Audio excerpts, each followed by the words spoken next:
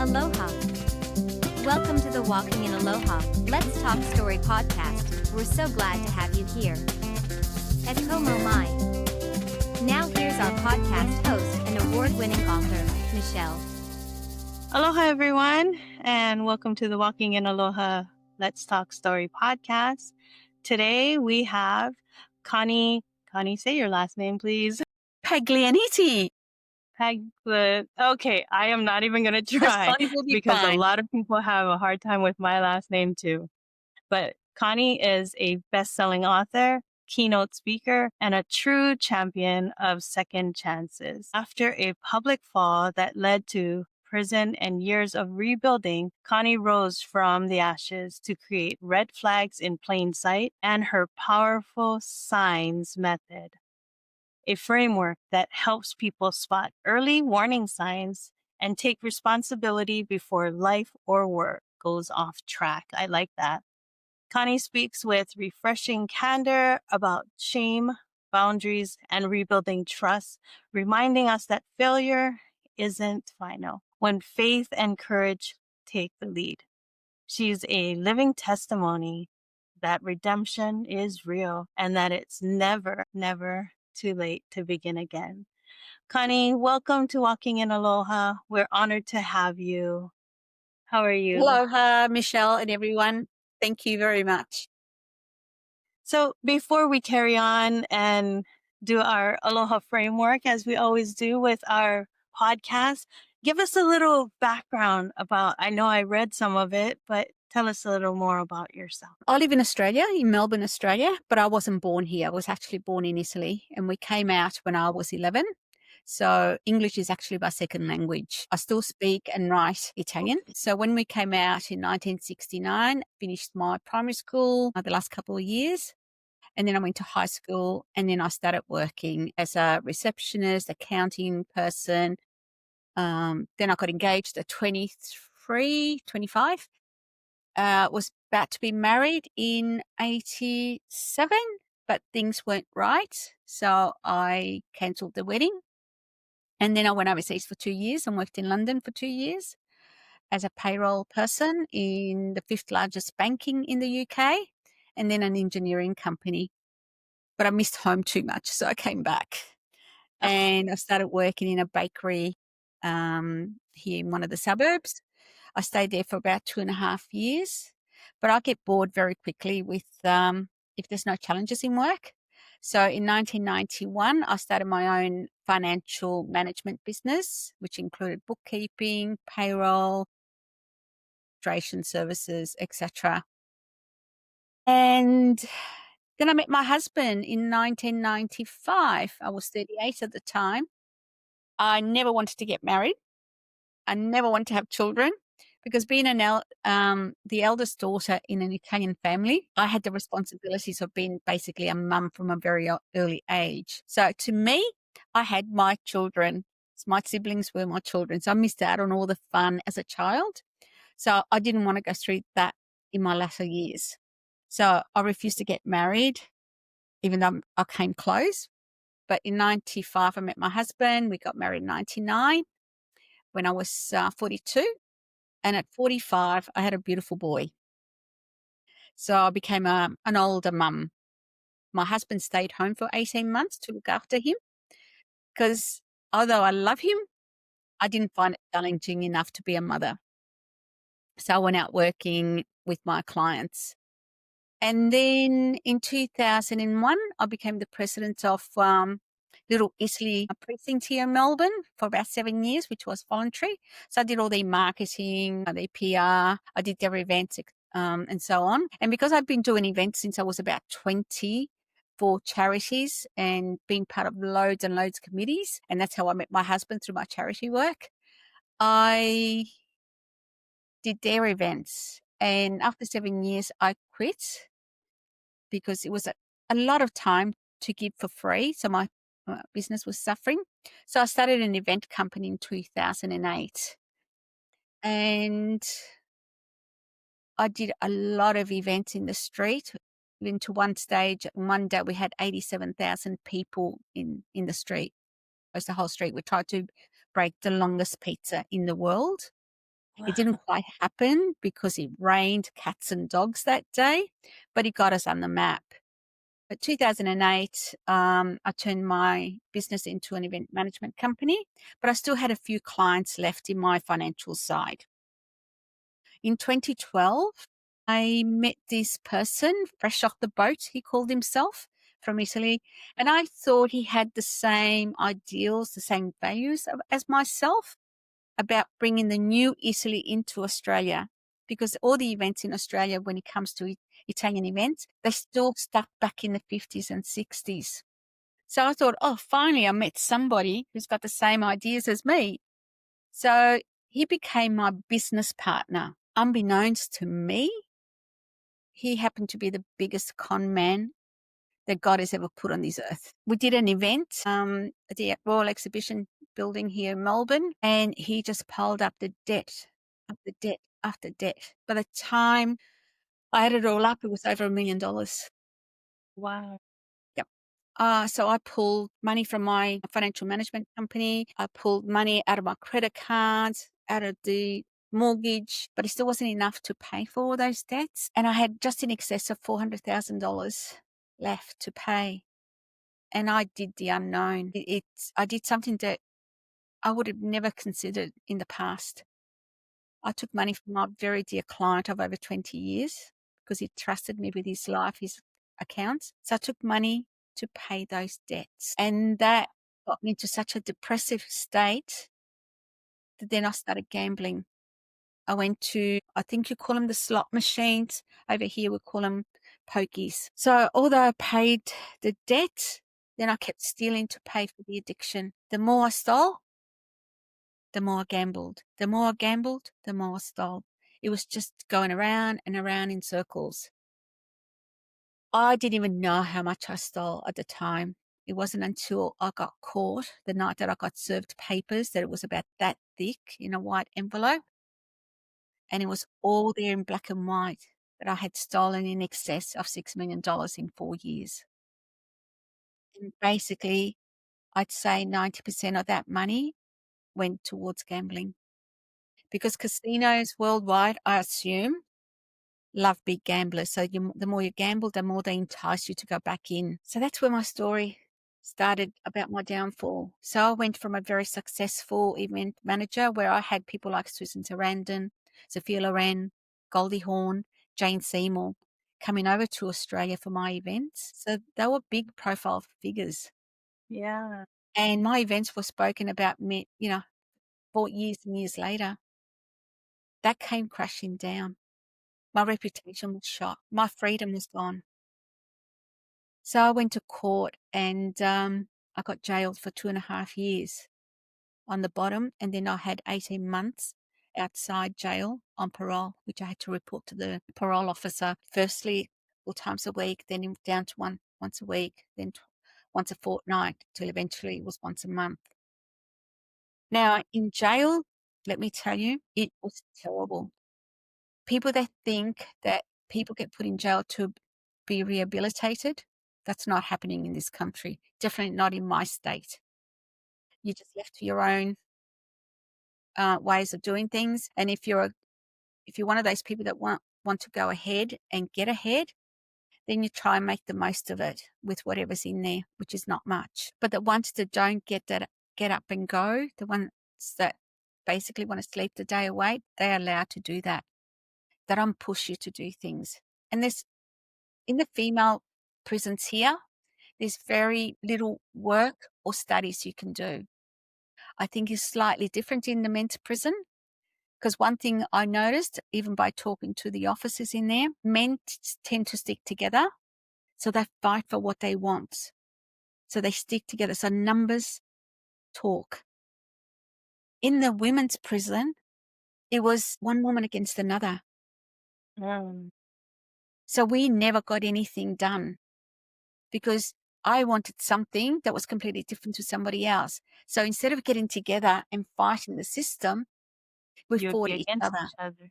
Yeah. Yeah, I can see that. So, and it will never change unless women actually get together and work together for the good of prison or whatever environment you're in. Because when you work against each other, you'll never get anything done. Right. So But then after coming into agreement, right? yeah. So after Yeah. coming out after 2.5 years, I thought, okay, I need to get a job because I left my family in a mess financially. We're still struggling today. I couldn't get a job. I got rejection after rejection if I got acknowledged, because sometimes they just ignored you. Mhm. I eventually went for this job that wasn't my cup of tea, but it was going to be something, and it was to hand out pamphlets at the state election. I got the job. So I was really excited. I thought, okay, at least one, it gets me out, and two, it gets a little bit of money into the household. But within 3 days of getting the paperwork to do the training, I got a phone call from the supervisor asking me what my criminal record was all about. So I told her, I said, I went to court because I stole money from this. She said, I am so sorry. She said, but I have to retract the position. So I lost that job as well. I was heartbroken because I thought, my God, if I can't get a job to hand out just papers at a state election, who's going to give me a job? And it's been that same thing. In October 2023, my mum got diagnosed with pancreatic cancer, stage 4. Now, during all this time, even though she still couldn't understand it being old style Italian, she was still my supporter, both emotionally, financially, everything. So at least it got me out of the house from here to there because I locked myself away. Yeah. 2.5 years in jail, but 2.5 years in my house, not going anywhere because of the shame, because of the stigma. I was too embarrassed to go out. So my mum was the only place I really went to. So when she got diagnosed with cancer in October 2023, I thought to myself, what am I going to do now? Mhm. I can either crawl away and keep in my house and die quietly, or do I fight this? Right. My mum went into hospital 3 months later on the day of my actual birthday, 14th of January, and within 10 days she was gone. Mhm. So I decided to go back to university because although I've been doing events for over 40 years, I didn't have a piece of paper to say that. And I thought, well, maybe I'll get that little piece of paper and I'll start an online education system for event planners and give them my experience, my theory. I'm still working on that, but I just got my diploma in March this year and I'm working towards that. But in the meantime, a company from America sponsored about me writing my book, From the Oh, that's Shadows so into the good. Light. So that got released in May this year as well. And it became a bestseller on Amazon in 5 different countries. And it was a finalist in one of the book awards here. And I've had 5-star from readers, favorite readers' books and stuff. So that's keeping me going. And I'm also doing public speaking through Respin program, which is part of Gamblers Help here in Victoria. So I go out and talk to counsellors, talk to people with addictions, their family and friends, and we're trying to remove the stigma from gambling, but also helping them get over how they can stop.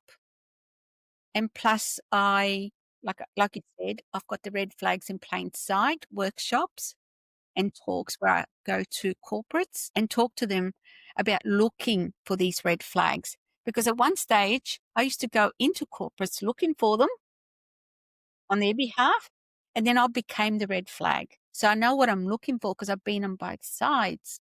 So that's the other avenue that I'm taking. But I'm also talking about second chances. We all make mistakes. Some are bigger than others.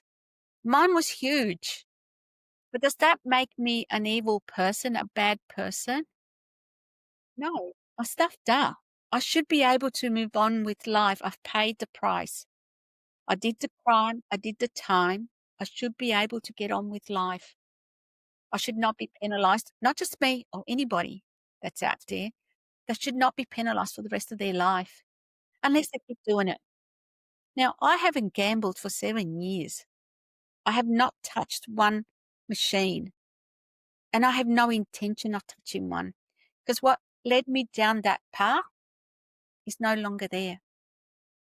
I still go to counselling after 7 years because I don't want to go into especially after my mum died last year. I was really afraid that something would drive me down that path, but it hasn't. Oh, that's so good. Because I'm one of those people, I make the mistake once, I never repeat it again. Not the same one anyway. It doesn't mean I've done stuff up again.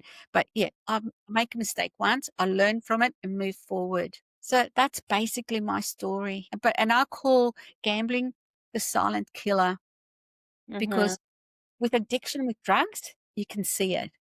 With alcohol addiction, you can smell it. But you don't know around you who's a gambler, who's got an Right. addiction to gambling. You can't see it. Yeah, that's true. And it's doing a lot of harm, not just to the individual, but their family members, the community, because it costs a lot of money. Me taking all this money from this client, it's taken that money away from the economy. Yeah. So they say it affects 7 to 10 people. I actually think it affects the whole community.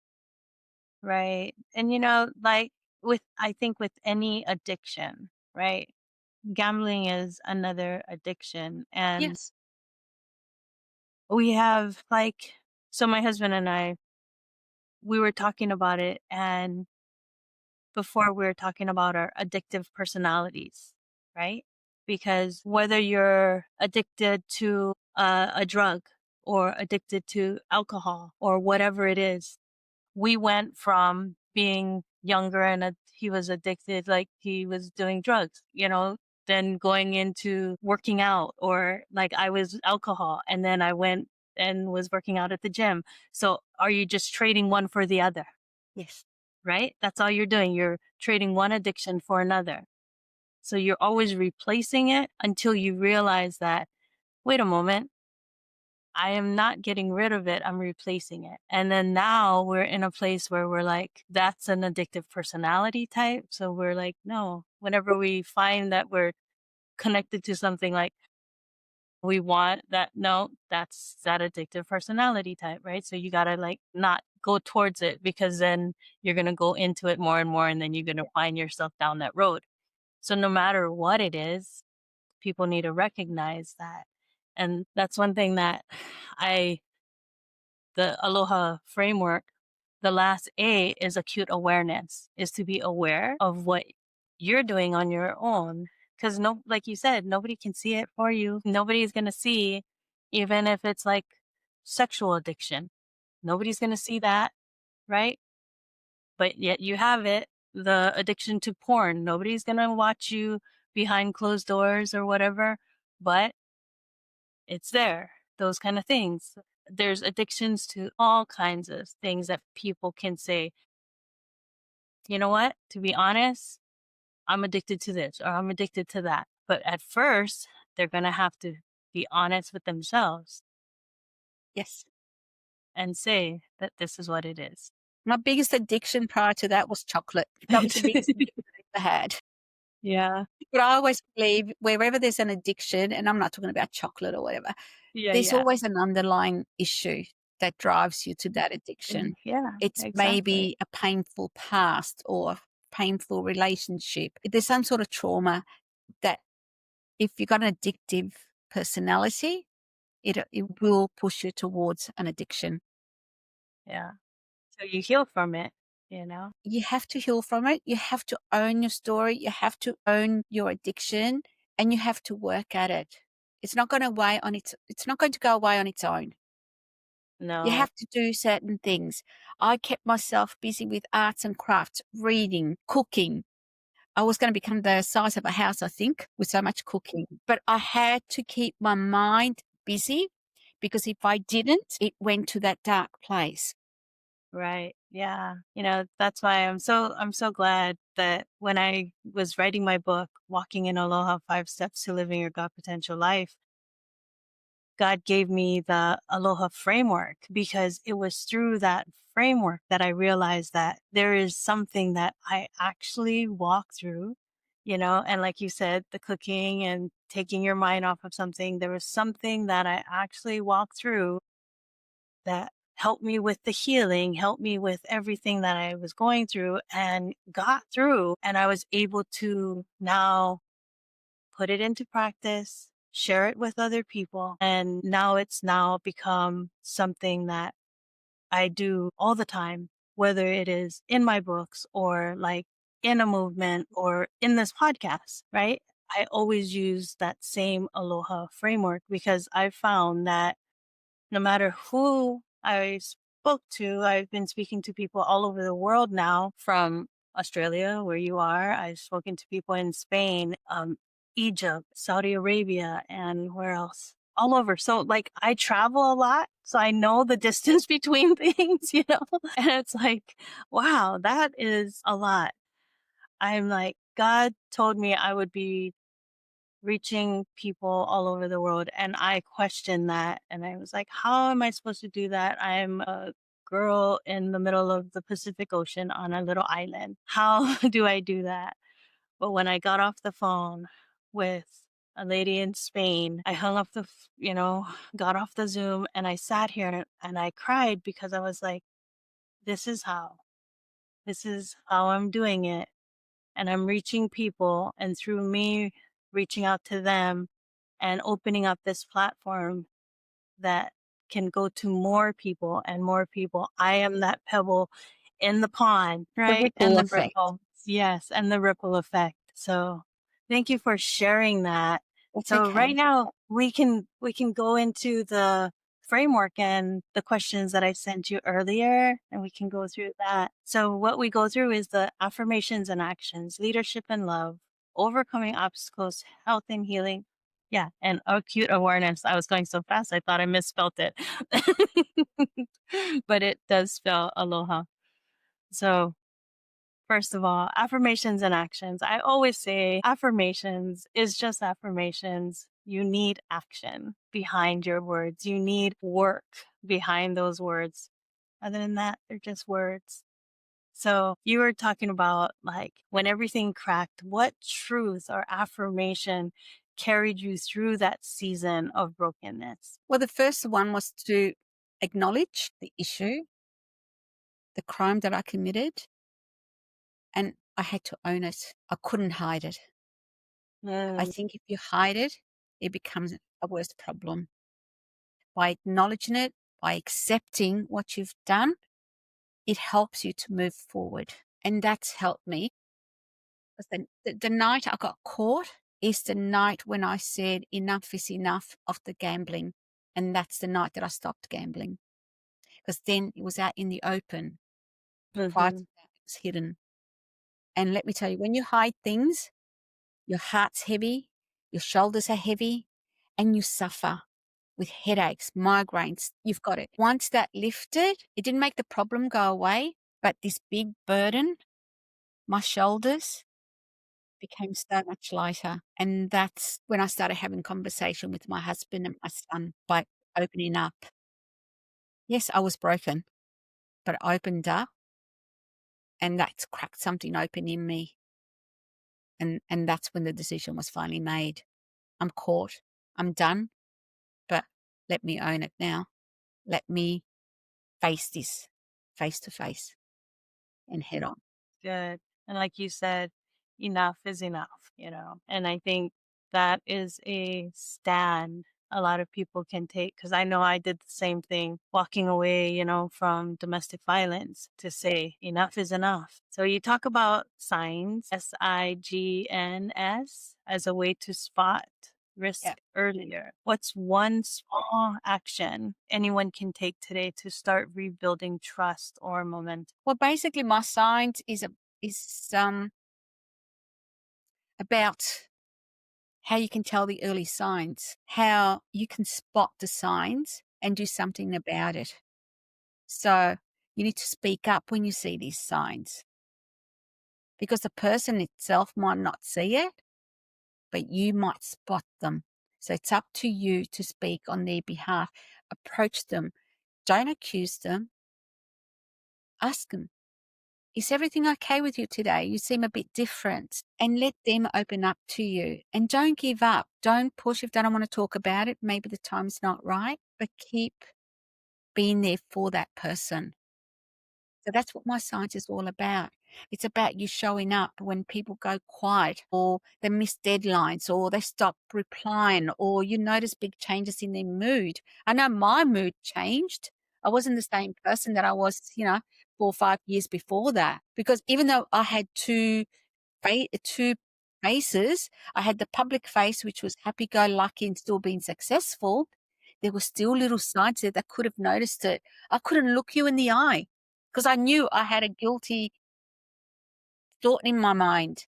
I was doing something wrong. I overcompensated with talking sometimes, or sometimes I just stuck in my office and didn't go out.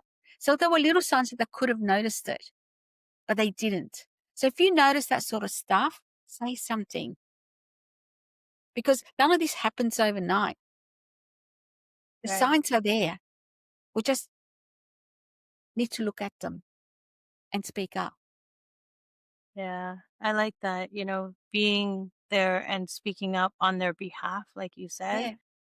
and not giving up because they're like, no, nothing's wrong, Yeah, and I'm fine. Don't worry, I'm fine.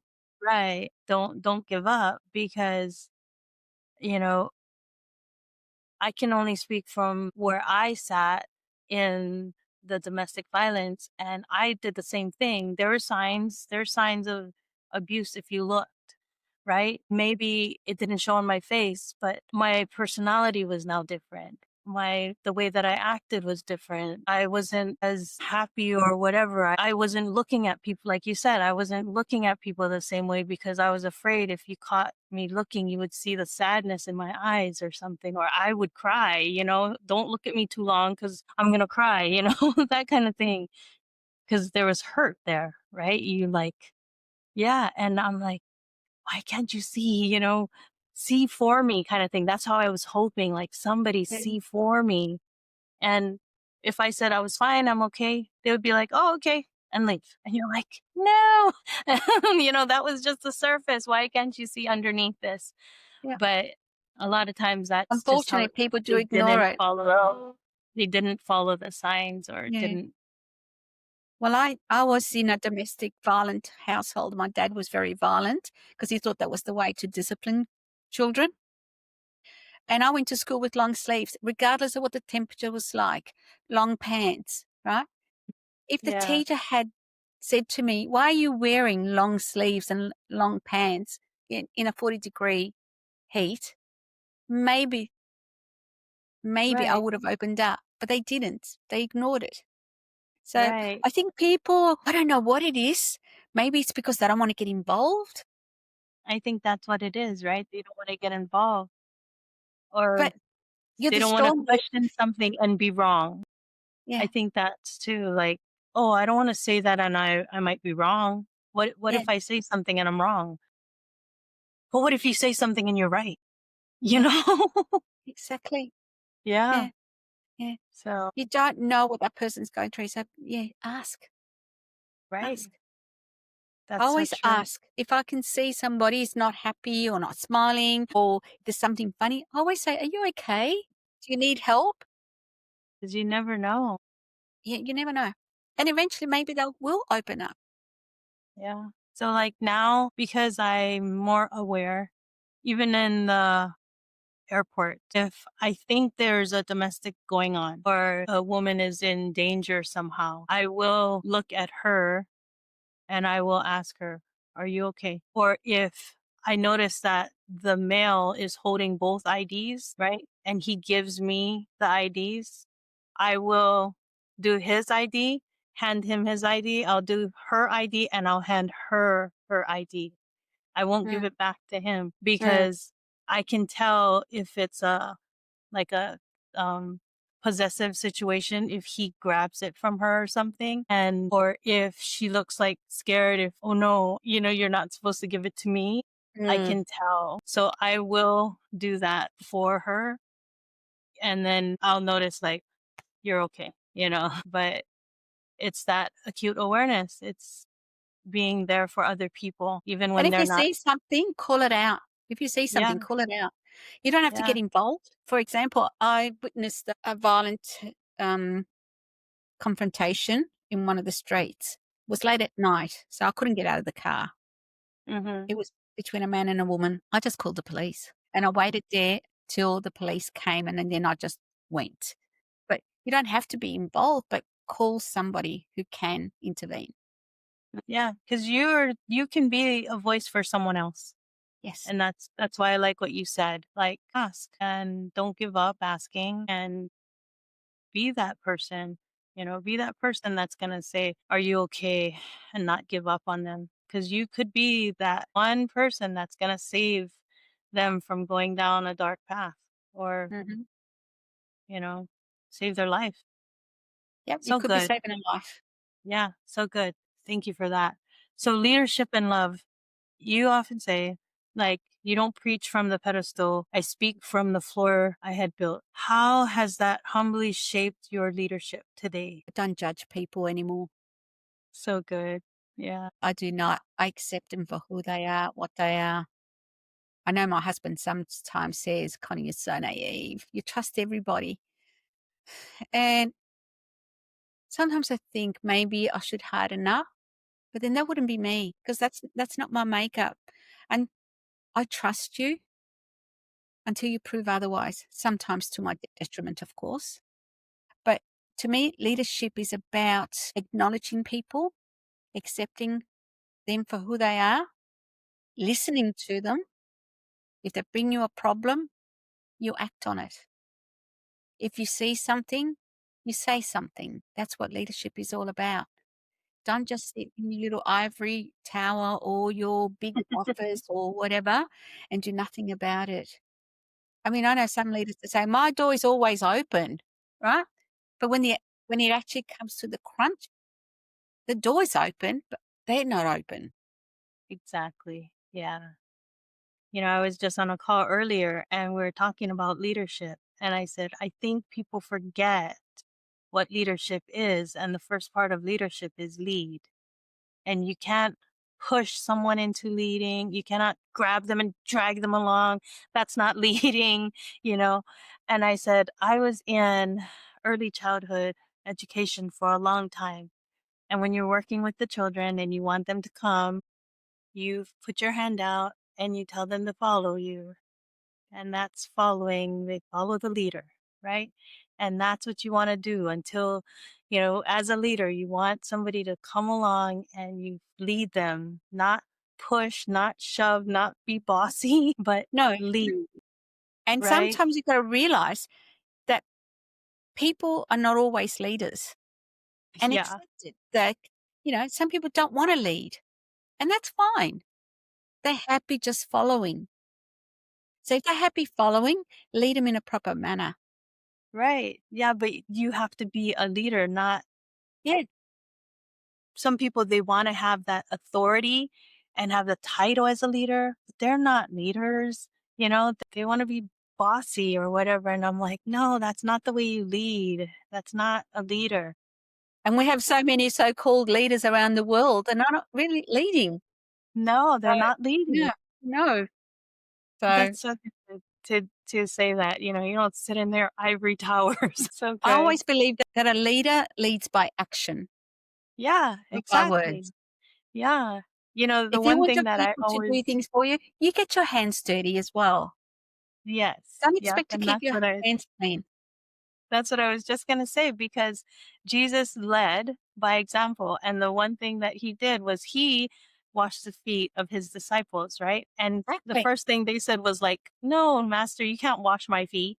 And he was like, no, I will wash your feet, because he was showing them, how will you wash other people's feet if I don't wash yours? Yes, Yeah. So that's how you lead by example. So good. 100%. Yeah, What definitely. role did love for yourself and for others play in transforming shame into strength? Because for me, I had to learn to love myself enough to say that is enough. I kept myself in that situation for so long that I realized I wasn't even loving my own self. Because if I did, I would have been out a long time. So, what role did love for yourself and for others play in transforming you? Like you said, you got to love yourself first. And that took a long time. And I'm not even 100% there yet. Still, the little percentage that I still got to work on it. But one thing I've learned is that I've had to let people go, including family, because they were the ones that were hindering me from moving forward. And to me, that wasn't love. Yeah. So by removing those people, I started to respect myself, because prior to that, all I kept saying is yes to everything and everyone. Whereas now I'm learning to, one, to say no, put myself first, Mm-hmm. and loving myself again first. I remember my little boy, he went to a Catholic school. When he was little, I used to say, I love you more than anything and anyone in the world. And he goes, Mum, no, you don't. And I said, what do you mean I don't? I do. He goes, no. He said, you got to love yourself first before you can love me. And I thought, where's this coming from? He was only about 6 or 7 at the time when he said that. And he said, well, if you don't love yourself first, your chicken went across. Yeah. If you don't love yourself first, because Mum, that means you can't love me. And that stuck to me all these years Yeah. down the track. So yes, loving yourself is important if you want that love to be shared amongst others. That is so good. That is so good. Especially coming from your own child, I know. out Go of the figure. mouths of babes. Yes. He was older than easy. That is so good, though. Because even now, I keep saying to him, Tristan, you are so full of yourself. And he goes, Mum, I have to love myself first. Otherwise, how am I going to love anybody else? And I think, okay. And only like after all of that situation with the domestic violence and all that healing I had to go through, I really had to, because you hear it all the time about putting your own, putting the oxygen mask on yourself before you put it on your child. Exactly. And, you fly all the time and you're like, oh, I understand. It's because I need the oxygen mask to, save my kid. But then when they talk about it in this context of life, not on the plane, I was like, that is so true. I understand it in the airplane, right? I'm like, but that is so It's like true. the captain of a ship. If it sinks, lets the passengers go first. Then he follows. He makes sure that his people Yeah. are right. Yeah. Yeah. So So that is so good. it doesn't mean he doesn't love himself. It just means if he makes sure they're safe, then he's got to live with his repercussions too. Yeah. Yeah. So But then it's like, so there was a situation where my son was drowning, right? He was in the lake or in the river, and we're from Hawaii. The water is not as cold as in the mainland, right? And we're in the river. He was walking along the rocks, and I had my 2 wolf dogs with me, and we just dropped off. I was fostering at the time. I dropped off the foster kids at their visit. And so we were just going to spend a little time waiting at the park for them to finish and then go back to the office and pick them up. My son ends up falling in the river, and all I hear is, Mom, Mom. And I look, and he is bobbing. Like, I know he's drowning. And so I'm like, oh my gosh. And so I give the dogs to my youngest son, and I said, go get help. And I jump in the water. The water is freezing cold. And I'm thinking, okay, I know how to swim. I just need to touch the bottom. I can lift him up. I'll be fine. I could not touch the bottom. And I got closer to him, and he started climbing all over me, and he was just drowning me. panicking. And I knew that I had to push him off me because I knew I was drowning. I mean, I was sucking up so much water. I had to push him off. And the one thing that I remember, because I live surrounded by water, is that we always know is that someone's on you like that, you got to push them off, or you will not save yourself and you will not save them. Yeah. Right? Whenever you rescue someone out of the ocean, you make sure you turn them around so their arms, their legs are not on you. They can kick and scream all they want, but their hands and legs got to be the other way. So, you have to make sure you can turn them around. Yeah. So I had to push him off, and now he's at a distance from me. And I'm like, oh my gosh, like having to push your own child away from you. Mm. I had to tell him, Daniel, you know how to swim, And he's looking at me, and I can see the fear in his eyes. And I'm like, look at me, you know how to swim. And so I said, come here, back float. And we ended up floating back in and everything like that. And because I knew I had to get him on his back so he can breathe. I had to breathe, So we ended up back in and we were safe and all, but knowing that I had to push him off, and I was praying, I was like, God, if this is his time, what do I do? It's yours. He is yours. He is yours. I am but a vessel here on this earth, and basically he's your child. Right. And so God saved him, because after that, my son was like, oh, when you were telling me you were so calm, I knew we could do it. And I was thinking, oh my gosh, I was so not calm. I felt like I was like, Daniel, you know how to swim. You know what I mean? I can say it now, but I felt like I was screaming. I felt like I was like, you know how to swim. Look at me, turn around. But all he heard was I was calm. And we ended up safe and everything like that. And my son, who took the dogs, he ran to go get help. I could hear him going the wrong way. And I was like, oh my gosh, what is he doing? God had it all planned out, because the dogs took him towards someone who had a phone. The person who had the phone didn't know the park. But then when dogs pulled the guy back, he met up with a guy who knew the park, and they traded off. And then the dogs brought him back to where we were. But the guy already called the fire department and Thank all of God. that. Yeah. Everything was fine, but I'm like, that's what we need to do, like, to save yourself, to save others. You really, truly need to be able to save yourself, because you cannot save anyone else if you're going down. And I'm like, that was a real life situation that I realized that it is what you have to do in order to save someone else. Because in that situation, both of us would have drowned, you know? Yeah. Yeah, that was very, very scary. But I can imagine. yeah, Can but that is, imagine. God is good. So overcoming obstacles, the O in aloha. In your journey from prison to purpose, what was the hardest obstacle to overcome internally, and how did you do it? I think the stigma Yeah. associated not only with my crime, but with addiction to gambling, because society seems to have double standards when it comes to addictions to drugs and alcohol. They've got a lot of empathy for those addictions. But when it comes to gambling, they seem to blame the person. The person should be able to control it. But as you know, addiction doesn't care who you are, Right. doesn't care how much money you've got, doesn't care whether you're young or old. So the stigma, I think, was the biggest hurdle for me, apart from the shame and the embarrassment. How did I overcome that? Through counseling and basically learning to say that what you think of me is your problem, not mine. Yeah. I can only fix what I feel. I can't change how you feel. Only you can do that. So I think once I accepted that different people have different reactions to whatever they think of, the only person that can change how I feel is me. That's how I became my obstacle. And now I'm happy to talk about it. Am I proud of what I've done? Hell no. Am I proud of what I'm doing? Yes, I am. Because I am helping others to come forward. I'm helping others to ask for help. Because in the past, I always used to think asking for help was a weakness.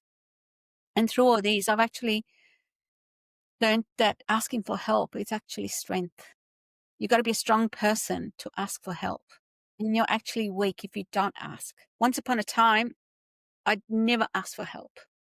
Once upon a time, I never spoke about my financial problems. Now, I'm quite happy to say to you, I'm broke. You would never heard me say those words before. So yeah, I think you got to fix it from within yourself, and you got to accept what you've done and move forward with it. And leave the others to be their problems, not yours. Don't take their problems on yourself. Yeah. I think that's so, you said like with the drug addiction or other kinds of addiction that people look at it differently when it is all the same, you know? Yes, It is all the same, whether you're addicted to food or whatever it is all the same. It changes the chemistry in your brain, which it does. changes how It does. you react to things and how you do things, and the reason why it becomes an addiction. It's all the same, and that's one thing that people need to realize. So you're good to say, it is not my problem, it's yours. You deal with it. I'm dealing with me. So that is really good. Well, that's the Yeah. only thing you can fix. Yeah. I That's true. can't fix the world's problem, but I can fix my problems. Exactly. And they're not walking in your shoes. So No, they're definitely not. I wouldn't want them to either, but be a bit more empathetic, be a bit more understanding. And unfortunately, when it comes to gambling, that's why in Australia we're trying to change the terminology. We don't say problem gambler, we call it gambling harm. Because it's not the person that's doing is the problem, it's a whole industry. yeah. They're doing harm to the people. Because I don't know what it's like in America. I didn't see venues where you just used to walk in, but over here it's like every 5 meters there's a pokey place or one of those places where you can actually put money and gamble. There's the horse racing. We've only got one casino, for example, but every day on free to air TV in Victoria, that's just my little state, not Australia. They Yeah. put 1,200 ads on free to air TV all hours of the day where young kids see it. You go to a sporting event and it's betting on the odds. There's ads everywhere because the gambling lobby here is so strong. They've got the Prime Minister's ear.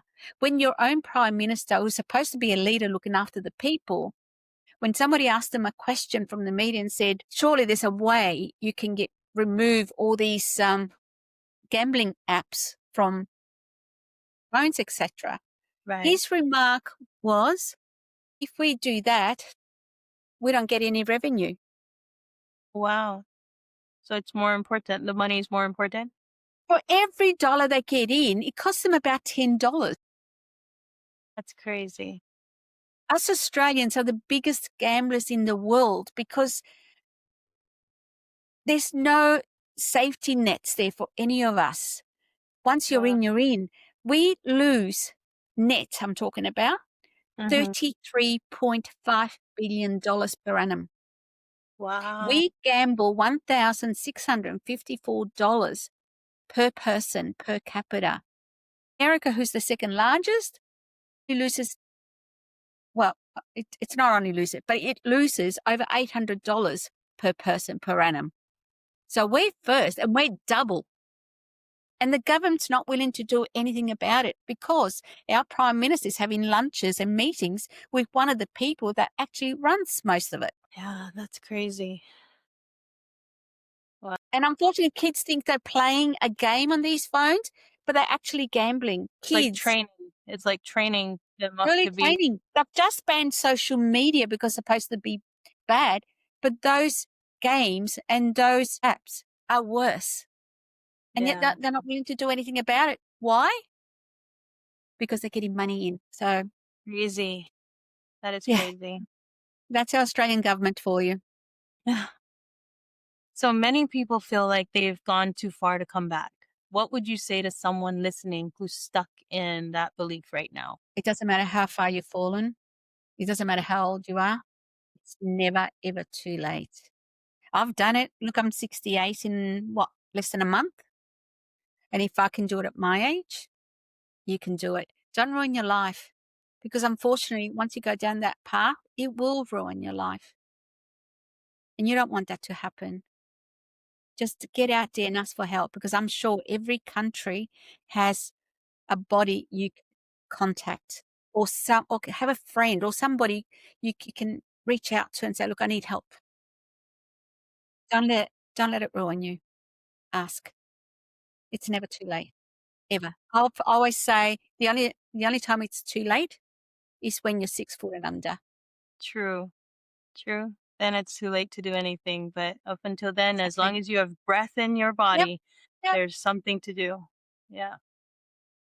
So talking about breath, health and healing, the H in aloha. Your 7-day reset helps people regain momentum when they've hit a wall. What are a few non-negotiables for healing and self-care in those first 7 days? Taking time out for yourself.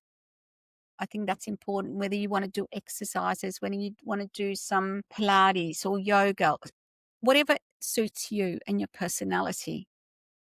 I'm not a yoga person because I like to be motivated by being active, but I go out for walks. I go for about 10K walks. I don't know what it is in miles, but it's about 2.5 to 3 hours at times. I don't do it every day, but at least every second, third day with a friend. So we talk and we walk and go to the park, smell the trees, smell the flowers, sit on the grass, take a picnic, but have time for yourself. You don't have to do it with anybody else if you don't want to. Take a book, read, open your mind to new learnings. That's so good. That is a good non-negotiable because I remember me doing it. Like that was one of my non-negotiables is that I had to go out, I had to do things, I had to keep myself busy, you know. That is so good. And that is a good reset to be out in nature. It's something about connecting with the creative. Like God created the natural, you know. We can create our things on our own, but when you're out there, it's just that awe. Yeah, I love that. But that doesn't suit everybody. Look, I'm a city girl. I don't like the country. It's too quiet for me. It's too boring. So me walking to the city, which is about half an hour walk, and being surrounded by lights and buildings, the river, the trees, because we've got beautiful parks in Melbourne. Absolutely amazing, right? So I don't have to go to the country to get that. So whatever helps you, enjoy it, embrace it. That's so good. So, how did you begin rebuilding emotional and spiritual health after that deep shame and stigma? One, accepting it. Secondly, I think it was so cathartic for me writing the book, That is so good. putting it down on paper or well, on the computer, typing it away. It made me see it in a different light. I did have trouble writing the latter part of my book because it was still fresh. My childhood, I'd already accepted that. I forgave my dad. Never forgotten, but I forgave my dad. That was fine.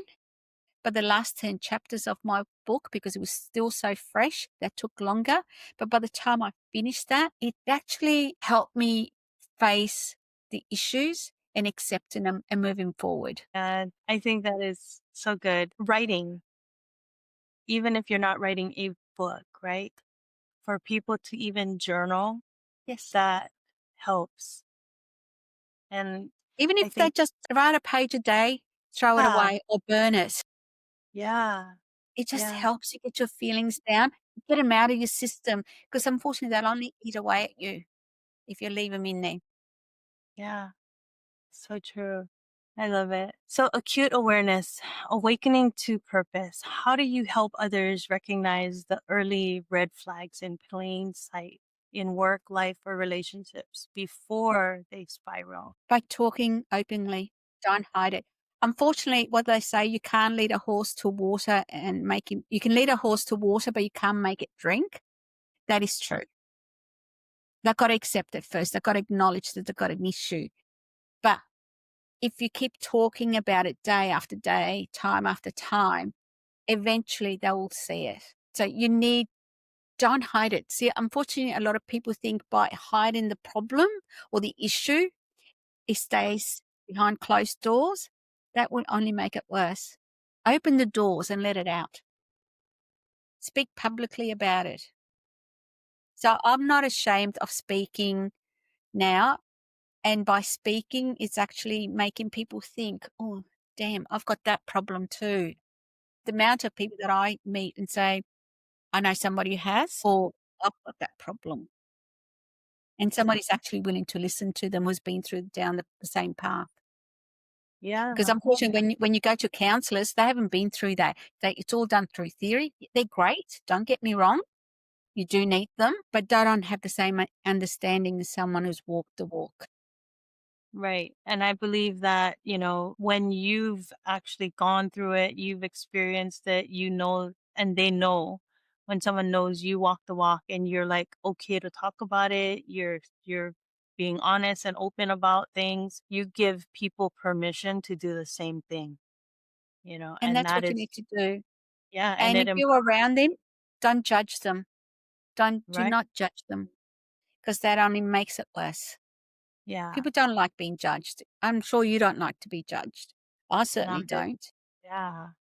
But it's just that openness, because it's like people think that you can't talk about it because, oh, someone's gonna judge me or someone's gonna say something. So that's why they hide. That's why they close up. But once they see that there's people who, That's what I did. That's what I yeah, did. because you And don't look want to where I be judged. ended up. I ended up in jail because I did hide it, because I was embarrassed. I was ashamed. My ego. I don't know what it was, but yeah, that's the reason. Then if you look at it, if there was a Connie out there, right, and that person talked to you and was like, I've done this, and I've done that, and I'm not proud of it, but this is how it is, and you would feel more open to talk and you would give the permission. That person would almost be like opening a door for you to talk. And that's what we need to do for other people. And so, yeah, your voice is a superpower and you can give that to someone else. You hand them that ticket, that golden ticket to open up to. So, and it's And so look, good. there's no perfect people in the world. They might like to think they are, but they're not. No, So you mentioned one person who hasn't made a mistake. They might not admit it, but every single one of us has made a mistake in life. right. Some way or another, we're not perfect. It may No. not be the same mistakes, right? It may not be the same mistakes, but And some are small, some are big, some are medium, but we all made mistakes in our life. If you haven't made a mistake in your life, you're a damn boring person. or you're lying. Well, that's probably more to the point as well, too. Yes. We all like to think we're perfect, but we're not. And I'm perfect is not good. No, no. It takes all kinds of people, and that's what makes the world so beautiful, because Yes. we're all human. And I love the fact that we can be truthful and we can be real and we can be raw. And I think that's what makes it better, when people can be authentic enough and we're not hiding behind masks, because there's too many masks. There's too many people being fake. And I think that's what made people more okay with staying in front of their phones. Like, I'd rather just be on my phone 24 hours a day. It's more fun instead of communicating with a real Mm. life person, because people are too fake, or, like, I can't communicate with this person because but no, be real, be raw, be honest with each other, and maybe the communication could come through better. And that's why I love the fact that back in the day, that's why my podcast is called Let's Talk Story, because back in the day, the only way they communicated was sitting around and talking story. They talked, Yes. they Yes. communicated. I remember, having dinner around the table. You didn't have these things now. Now you go out to restaurants and everybody's on their phone. Look, I don't mind people taking a photo here and there of their food or what, but not all day. I remember going to a restaurant. It was a young couple and I went with my girlfriend, Uh, and all the girl was doing was just doing this. And I'm thinking, you're ignoring your partner, whoever he is. Yeah, there was no communication between the two of them. And I just thought, oh my God, is this what the world has come to? Communicate. I mean, argue if you have to, but don't just sit there and just take selfies. I hate selfies, by the way. So that is so true. You can sit I there love for an conversation, and I hour. love when people discuss. I don't have to agree with you, and you don't have to agree with me, but let's respect each other's opinions. Right. Yeah. Because it's The amount of okay. people since COVID that have lost friendships, family breakdowns because they didn't agree with our We had 2 years of lockdown in this state, the longest in the world. And because some people refused to have the vaccine, Yeah. they lost friends, they lost family because they disagreed with each other. Hang on, it's your body. You can do whatever you like with it. It's my body. I can do whatever we like. We don't have to Yeah. agree, Right. but And it's accept okay it. to disagree. Discuss it if you need to. Yeah. Yeah. Yeah. No, But I you totally can't say anything now because everybody takes it to heart. There's no more discussions. yeah. And that's what Everyone I gets want to people easily to be able to offended. Yeah, they're too easily offended. That's why. But Yeah. I thank you so much for being on here and just being real with us here, Thank you, because Michelle. that's what we need to do. And I love the way that you have shown us that there's signs, and we can look out for the signs for other people, and we can be the voice for someone else. And by being that voice, we can truly and honestly save a life, you know? And why not, right? Why not? Why not be that voice? Why not be that help to somebody else? Stop being the one that's saying, "Oh, I don't want to get involved. I don't want to be judged. I don't want." That person just may need you, and you may be that only person that came across them. So instead of waiting till they end up in a place like you did, or end up in a place like I did, be that person to say something. We're all Yeah. humans. Right. Let's look after each other. Let's go Exactly. back to being caring about each other. And Uh, the world will be such a better place. yes.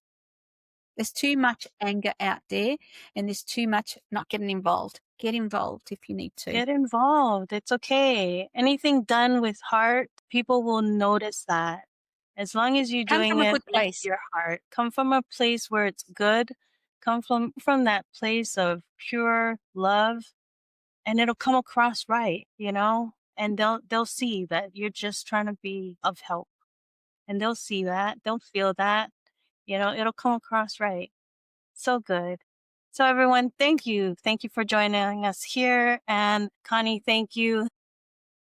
Thank you, Michelle. This is Aloha. Connie, amazing Connie, best-selling author, keynote speaker, and creator of Red Flags in Plain Sight. In plain sight, everyone. Highlight that part, and the signs method. To learn more or to access her free signs, one-pager, and the 7-day reset, visit Connie. Say it again, your last name. Go to my website, www.conniepaglianiti.com. My That's face the one I is have, but down, I just don't know how to say unfortunately. your last name. Paglianiti. Paglianiti. Paglianiti. Yeah. Close. Okay. So everyone, if this episode gave you hope, which I pray to God that it did, share it with someone who needs a second chance today. Share it, because sometimes all it takes is that one story to start again. So until next time, walk in aloha, affirm your worth, because you're worth it, lead with love, and overcome with grace. Heal with faith and awaken the light that God has created you for. And until next time, God bless you always, and ahui ho. Thank you, Connie. Thank you. Thank you for joining us here on the Walking in Aloha, Let's Talk Story podcast. Before leaving, please hit that subscribe button. God's blessings always, and ahui ho.